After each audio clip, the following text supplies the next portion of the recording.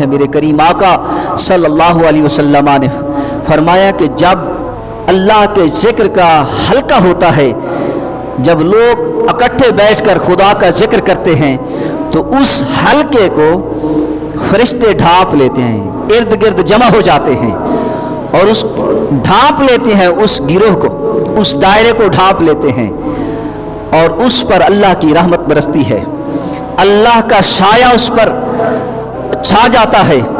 اور وہی ذکر کرنے والے اللہ کریم فرشتوں سے فرماتا ہے اے فرشتوں گواہ ہو جاؤ، جتنے لوگ میرا ذکر کر رہے ہیں اے فرشتوں گواہ ہو جاؤ، میں نے ان سارے لوگوں کو بخش دیا، سارے لوگوں کو بخش دیا ہے۔ اور میرے کریم آقا صلی اللہ علیہ وسلم نے فرمایا اگر کوئی شخص بیماری کی وجہ سے رات کو مشکل سے گزارے، اگر کوئی شخص بخل کی وجہ سے خرچ نہ کر سکے، اگر کوئی شخص لڑنے سے بزدلی کی وجہ سے لڑ نہ سکے، تو آقا کریم صلی اللہ علیہ وسلم نے فرمایا وہ اللہ کا ذکر کرے، سبحان اللہ و بحمدہ